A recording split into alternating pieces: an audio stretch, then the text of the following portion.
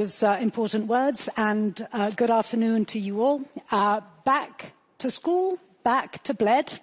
Here we are, another year, and here we are to discuss, once again, an extremely important topic. Enlargement, the Bled Pledge. Where are we on that Bled Pledge a couple of years since it was announced? Now, as we all know, enlargement up until Russia's large-scale invasion of Ukraine was kind of almost dead in the water. Russia's invasion revived, in many respects, enlargement, and it revived enlargement for this very simple reason that enlargement was no longer viewed as being optional. It was no longer viewed as being a nice but not a necessary to have.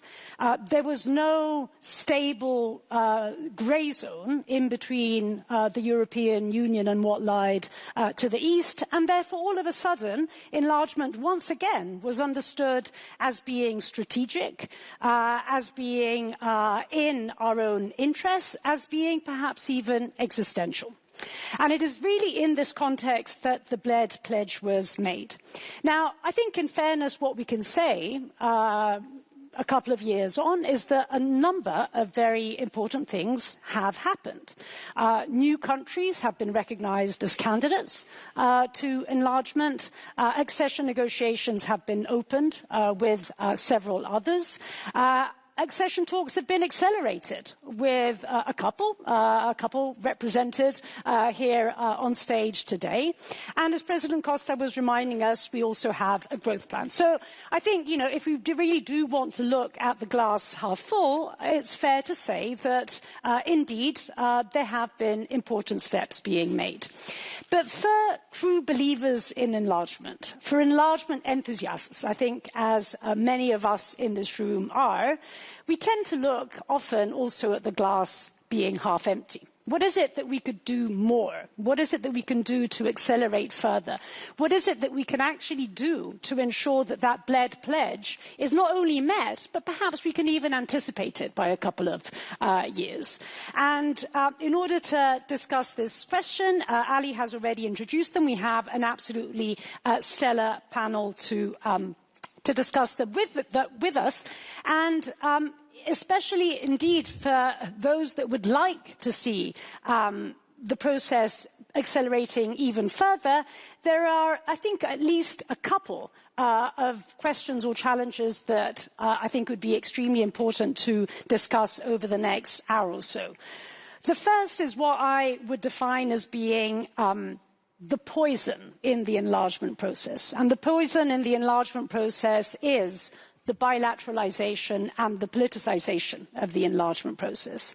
The way in which member states, some member states, have, and this is not an entirely new phenomenon, but it's certainly a phenomenon that has become graver over time, have hijacked the enlargement process for reasons that have very little to do with the EU's own interests and values. So that's, in a sense, one challenge that I'd like to put on the table. And then, of course, there is another broader challenge, which is the fact that, particularly I think if we think back, a year ago, many of us thought and really believed that with this new political institutional cycle that began, enlargement would be the priority. It would really be up there in terms of what is it that the EU set out to achieve. And whereas, of course, it is a priority, the last year has inevitably perhaps seen a number of other important issues on the table. Defence, obviously, being one, the broader question of competitiveness, as President Costa was reminding us, obviously the trade issue and the tariff war with the United States. And so here we are in a situation in which glass half full, a lot has been achieved. Glass half empty, a lot more can and should be achieved. And so perhaps to kick us off with the discussion, Commissioner Kos, let me begin with you. You're also obviously a real believer in enlargement, and not only are you a believer in enlargement, but you're putting a hell of a lot of energy into actually making the Bled Pledge a reality. So let me perhaps begin by asking you, what is it that you can actually do, or we can can actually collectively do to make sure that enlargement is actually bumped up that list of priorities facing the European Union? Yes, indeed. I see the enlargement process as much more than making our European Union bigger in the number of square kilometers or in the number of people. For me, enlargement today is really what we have heard from the Slovenian president before. It is also a kind of unification of Europe, which we haven't had before in our history. And what can we do? You know, it will be soon that I will be 1 year commissioner, and 2-3 more very much important points. First, the red line, what I see in my work, also working with the candidate countries, is the importance of leadership. It cannot be, the accession process cannot be successful if it's not led by the leaders, like we have Milojko and Edi today, who first believe themselves that the best for their country is the EU membership. They live this, they show this. And of course, for this we need leaders who are able to put reforms over day-to-day businesses, who know how to resolve the bilateral issues. You've been speaking about this, Antonio also. And third, who also understand, I call this the soft point, that it's their task to bring the people of their country to this so-called soft point when everybody will understand, indeed, it is moving and we are doing it and we are making it. The accession process is not only about what we do in Brussels or what the leaders do. It is about how public is supporting it, the parliament is supporting it, and civil society. First point. The second point is there are no shortcuts. You've been speaking about the pledge of Mr. Borrell. He was speaking about that 2 sides should be ready in 2030. The candidate countries, but also we. But in order that we will be able to accept the new member states, they have to deliver. So no shortcuts, meaning the rule of law, human rights, anti-corruption, free media are non-negotiable. So all this has to be fulfilled. The third important thing I would name is the geopolitics has changed. We are now confronted with the fact that they are, I call them, external disruptive forces who would like to see us fail. If I very simplify, in the past it has been, if a candidate country has fulfilled the criteria, it could enter. Now we have external forces who would like to see us, Europe, fail, and candidates too. We saw what happened in Georgia. We have a very important elections at the end of September in Moldova, where we see that Russia is really fighting against the present government who has chosen, and the people who has chosen the European path. Thank you so much, Marta, for this. And indeed, let me now turn to the candidate countries. And as I was hinting at earlier, both Albania and Montenegro, in fact, do represent, I think at this point in time, really the front runners in this process. And I think, really the countries that if we are to meet the Bled pledge and do better, they are the ones that seem to be really quite well on the way. So, Edi, perhaps let me begin with you and perhaps turn to you, paraphrasing what Marta was saying. What is it that you are doing to actually put reforms above the day-to-day politics? And, what is it that you can tell us today to persuade us that Albania actually is on track, not for 2030, but as you yourself said, for 2027? Persuade us that this is indeed what is happening and how Albania is actually going to meet that pledge. Thank you. And first of all, it's really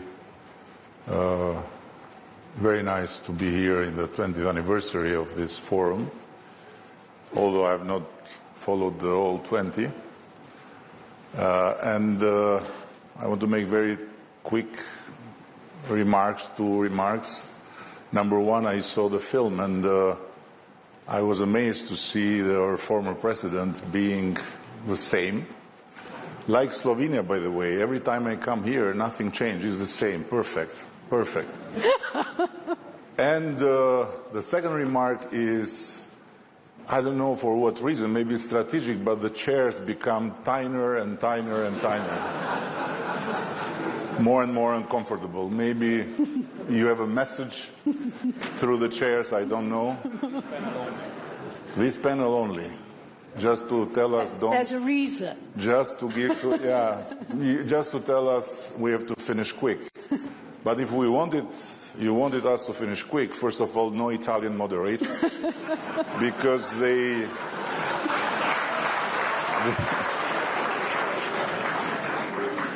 become the main player. And second, no Balkan people, you know, and no candidates, which are even more frustrating. So no, I think it's not that we are saying that we are ready for 2027, but it's that thanks to a Slovenian record breaker in swimming, we have a very clear objective put on our table by the Commission, challenging us to deliver on all benchmarks and on all criteria, and to end the negotiations until 2027.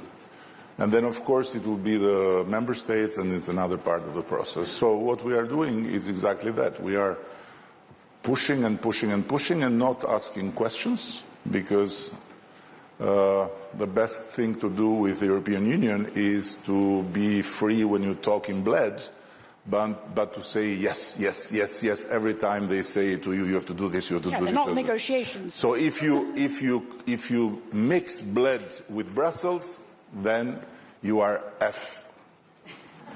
So if you don't want to be F'd, you have to do in Bled the sharing of the vision and different opinions and everything you want to express, and then go to Brussels and simply be a very, very diligent student. But this being said, I want to say that there is no rush, because I believe that the most important part, for us at least, Albania, Montenegro is a big country, I'm talking about Albania, it's to use the process of the accession as a process of state building, because Europe is a bless for a country like us, because it's the only place where you can get the knowledge of how to build institutions.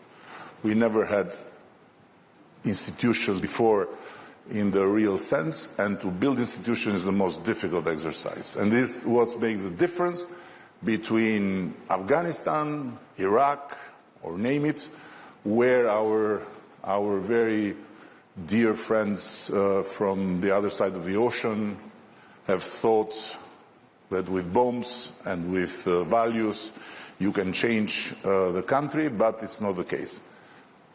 What we have in Europe, although we got out of a history that was similar, very similar, Iraq, Afghanistan, whatever, in terms of lack of freedom, in terms of all brutalities, is the know-how of institution buildings. And so for this, I tell to everyone back home, we have to be diligent and to do the work. It's not something we necessarily like, you know. We don't necessarily like to have the traffic as perfect as in Germany, but we have to do it. And Europe is here to learn us, to teach us how to have traffic lights and how to have good circulation within the institutional life. It's something amazing, and we are progressing. But beyond the leadership, I must say, in our case, the Albanian people. We are far from the second in terms of being Euro-optimistic, because we love Europe unconditionally, and although Europe has made us suffer a lot, we have the full conviction that we are going to marry one day. So finally they have cut some of the bullshit, which took for many years, saying we love you, but we are not ready to talk to you. We love you, but now they are talking. So there is a step further, as Marta says, I say is marriage-based, she says is merit-based, so we need to deserve the marriage, and we are working for it. Thank you, Edi. And Milojko, let me turn to you on this. Tell us about your true love for the European Union. Tell us about what you are doing to pursue